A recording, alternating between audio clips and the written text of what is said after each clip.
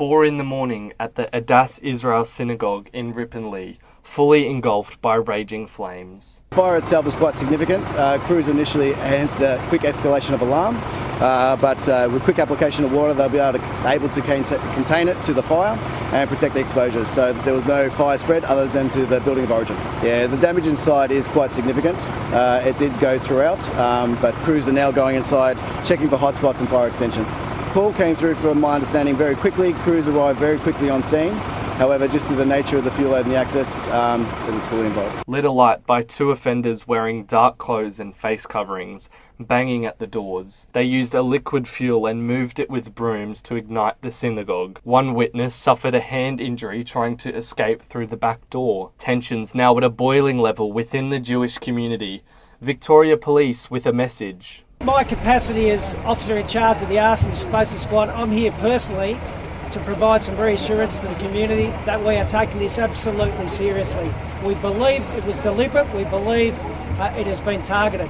What we don't know is why, and we'll get to the why. I spoke with Naomi Levin, the Jewish Community Council of Victoria CEO, who has felt the community's grief. Take a listen. Well, I'm standing outside the synagogue at the moment, and there's a number of sort of people who pray here 3 times a day who have come down just to have a look, and there's a real sort of sombre attitude here. There's a sombre sort of feeling because this is just devastating for us. This is a house of worship. This is a house of study. It's a community centre, and it's been targeted in one of the most awful attacks. For the wider community, we'd say this is not the Australia that we know, and we know that this is not representative of most Australians. This is whoever's done this is an absolute outlier, an absolute extremist, and there's no place for them here. The tension is not in our community. For us, it's grief. For us, it's trauma. Yep. There's no tension that I'm sensing. All national leaders were quick to condemn these acts, ruling nothing in or out in the early stages of investigations. Prime Minister Anthony Albanese released a statement calling it an act of anti-Semitism, also adding that, quote, "This deliberate, unlawful attack goes against everything we are as Australians and everything we have worked so hard to build as a nation."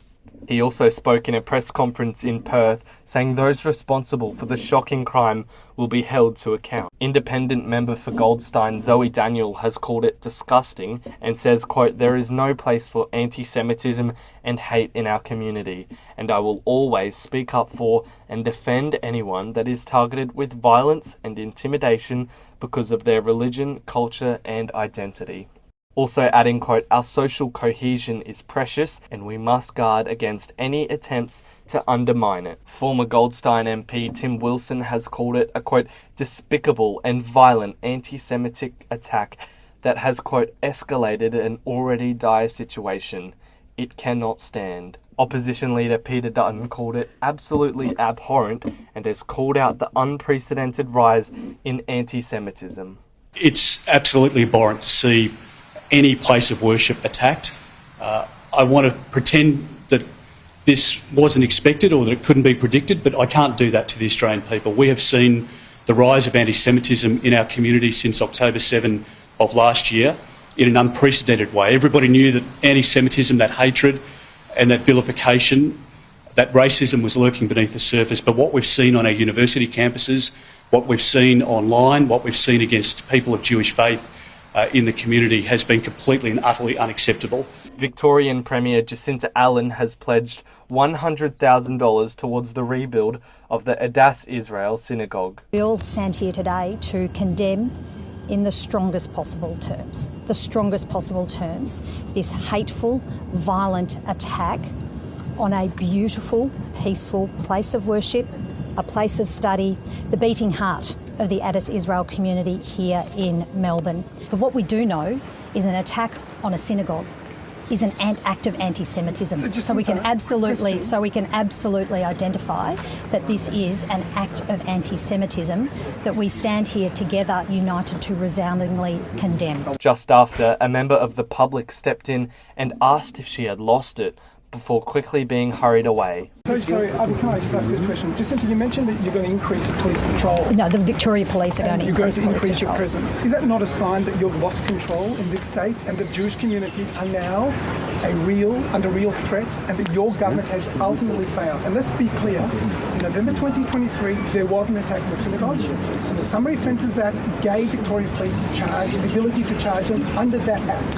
A very low threshold, but you didn't use it. Well, and had you done that, we wouldn't be here today. So let's stop with the politics and let's get a short, sharp, straight answer. Have you lost control? Have you lost control? Yes or no? I will take advice from Victoria Police. I will take the advice from the Victoria Police and the Chief Commissioner, who advises me that in terms of acts of violence, they have the tools and the powers to investigate and prosecute people. So it would be deeply inappropriate. It would be you deeply play politics, and this is the consequence. Let's be honest. Why should the Jewish community? So can I just? Okay, can I? I'm just going to excuse me one second.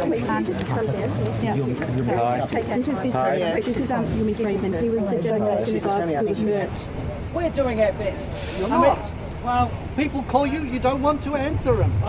Give you car numbers, they don't answer. Well, I take umbrage with that, sir. I think we do. Well, look, this is what happened. Well, sir, we Thank can't... you. Police calling on anyone with CCTV to come forward.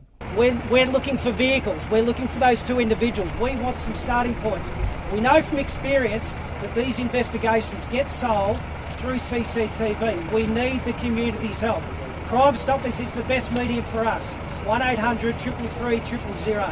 Well, we'll give the local community what they need, and that is we want them to be able to go about their business and pray safely. And this is Australia. We want individuals to be able to do that. Security is being reviewed and assessed always, and we're doing everything we can to make sure that every Jewish person can live a safe and a proud Jewish life here in Australia. Many are concerned about the damages to their sacred space, including the Torah, a holy Jewish book. It took firefighters over 45 minutes to bring the blaze under control. The fire also gutted the community centre next door. I spoke with Max Kaiser, CEO of the Jewish Council of Australia. Take a listen. I think the reaction has been one of, shock, fear. People are very worried. This sort of really just makes people feel unsafe. People in that community would be very worried about being targeted and being the subject of violence. Yeah, and if you had a message to Jews that are scared for worshipping from now on, what would you say to them? Well, I guess I would say, that people should still continue to worship and still continue to find, community and to continue their religious practices. But and I know that people already are making those plans and that they will and that life moves on. That people are talking about practicing as sort of defiance against what happened. This has been an anti-Semitic attack, but certainly the last thing we want to be doing is stirring up more division. A violent attack and one of the darkest days for the Jewish living in Australia. Roman McKinnon, 6 News.